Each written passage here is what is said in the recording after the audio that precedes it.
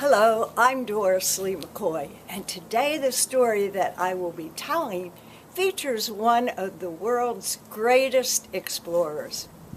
I was attending the NAPD conference in New Orleans, which is the National Association of Television Program Executives, and I started going around the hall and I came across a variety of booths, but my favorite was the one with Jim Fowler and Wild Kingdom. Now, I watched Jim when I was a little girl and later with my own children. It was such a delight to see the many animals that he had found and was sharing them with the rest of his TV audience. So I wanted to do a live show with Jim, asking him about endangered species and how we as citizens could help preserve these magnificent creatures. Well, the camera started rolling and I started with my questions. Now, Jim is 6'9" and I am 5'4". So we were sitting on tall stools with our feet touching the floor. Halfway through my question about one of the endangered species, I felt something pressing my shoes and pushing them apart.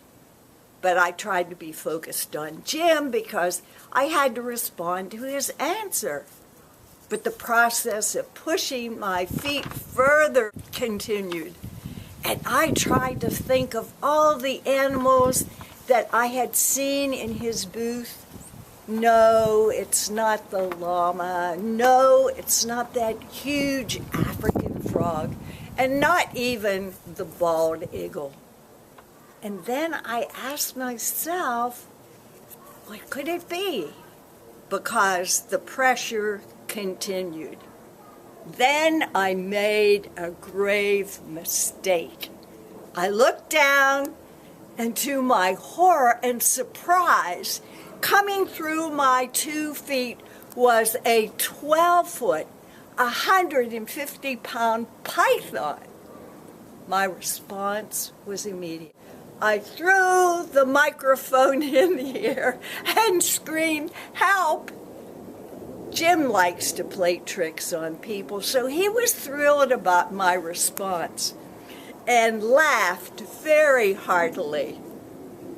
But we were on live television, so I had to continue the show, pick up my microphone, but I was starting to feel like an endangered species myself.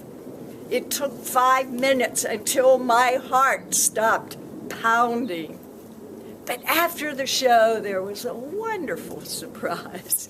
Jim said to me, "You handled that so smoothly that I think you should become a member of the Explorers Club."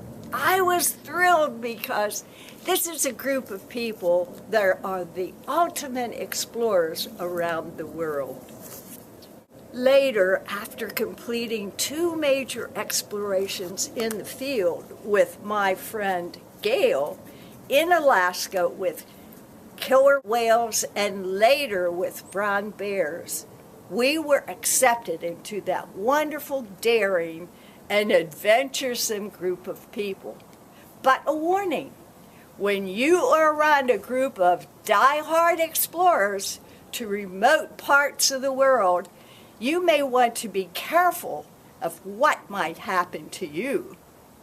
In another video that I'll tell you about later was my second event in which Jim once again frightened me to death. Thanks for being with me, and I'll look forward to talking with you a later date. But in the meantime, look up this wonderful book with stories that will really touch your soul and your heart. Visionaries change the world, they make commitments, and then they take action. Goodbye.